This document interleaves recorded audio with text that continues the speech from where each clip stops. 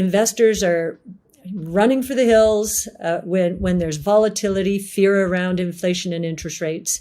And we think that decision is going to prove to be just as incorrect as the decision to move en masse in the late 90s. Equities, as you know, they did move to an all-time high, but the internals of the market last year were not good. They were, I think I mentioned on the last In the Know, that the ratio of new lows to new highs was as high as it's been since 1999. And in 1999, it was the value stocks that were hitting new lows as everyone was racing into the internet. In this last year, it has been our kinds of stocks that were hitting new lows as value stocks were hitting all-time highs.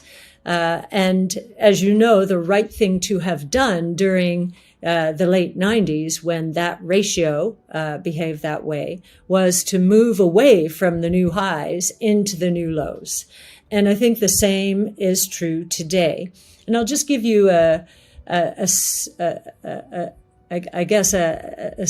sneak preview of what may happen here.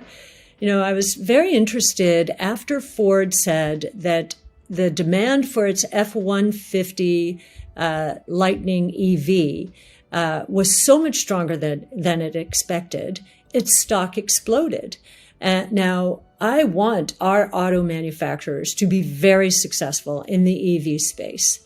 But to see its stock jump to highs that it had not seen since 2000 is a sense of what I just said.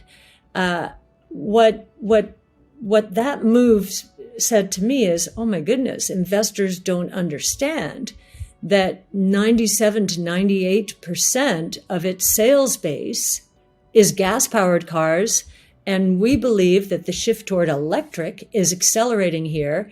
Oil prices being one reason, but also lower prices being another as battery costs come down. So I found that very interesting in the context of the juxtaposition of the late 90s against today. We're also seeing a lot of confusion in the more mature growth area of innovation. Facebook is facing real competition, and TikTok is of course the reason, and it's also under pressure because Apple is not giving it or allowing it to have as much information about users and has put in place new privacy objectives and rules. So Facebook was one of the stocks hitting all-time highs. Now, I have spoken to some really good value investors, who've been doing this all their lives, and asked them, if interest rates were to move into the 2 to 3% range, let's say as measured by the long-term treasury yield, which parts of the market, given where we are now, would be hit? And the answer that I found most interesting, and that I think we've just seen in Facebook, is it would be the more mature growth companies that are facing some competition, and not the super growth companies that are just entering into their exponential growth trajectories. So again, another argument for new growth. Think Amazon early 2000s. If you had put into a dividend discount model Amazon's revenue growth rate for the next 25 years at 20 to 30%, say 20, 25%, which is what happened. Nobody believed it was possible.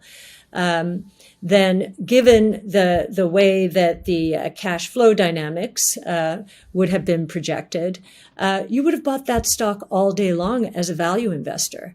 And of course, the returns would have been phenomenal. We are in that same place with truly emerging growth right now. And the private markets know it, because private market valuations have only gone up over the last year.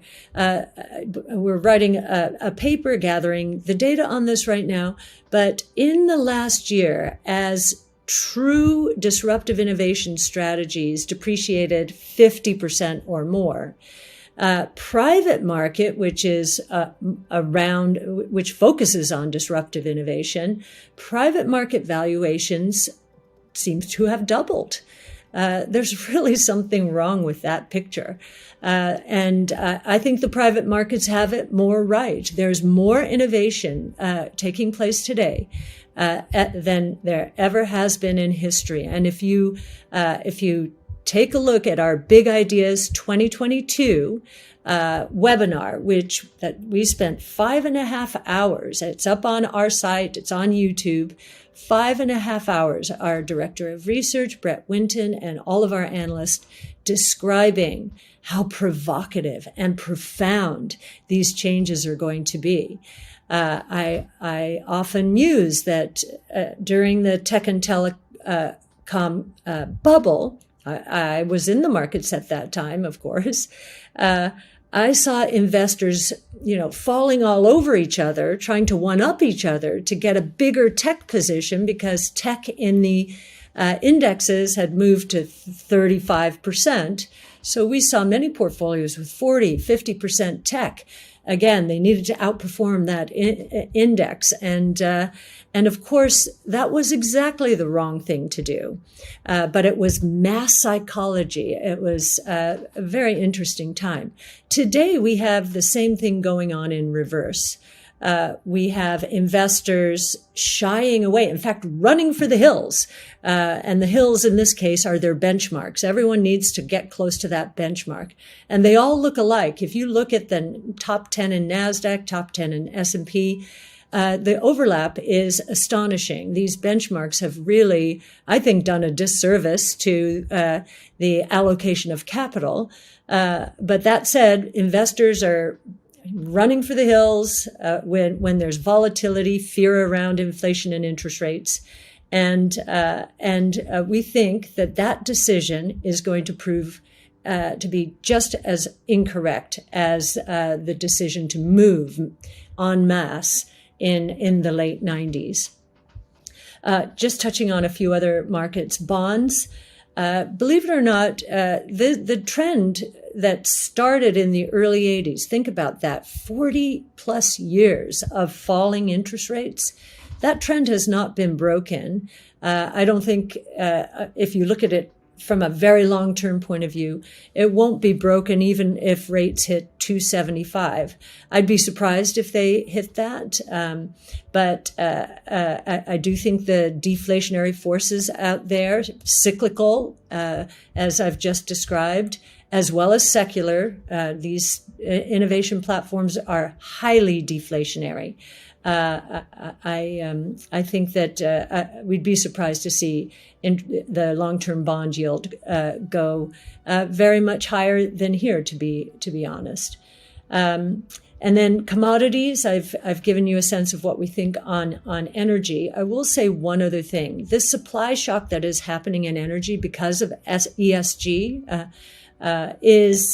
could be affecting other commodities, could be affecting other areas. And from that point of view, you could say it is inflationary. But as I mentioned with oil, the consumer is reacting violently to this loss of purchasing power. So I don't think it's going to feed inflation. I think it's going to feed this negative sentiment that the consumer has been feeling. On the innovation front and on market indicators, cryptocurrencies, Bitcoin, Bitcoin, Ether, they have corrected with the equity markets. More and more hedge funds are involved in them. So when the market corrects, we do see higher correlations these days, although over a full market cycle, the correlation between crypto assets and any other asset is extremely low, which means for diversification purposes, crypto is a very interesting asset.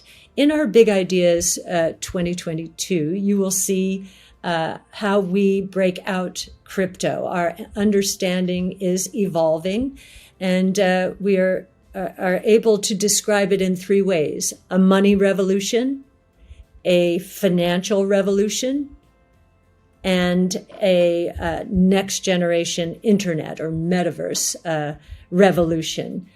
So if that piques your interest, do take a look at our Big Ideas 2022. I'm very proud of our research.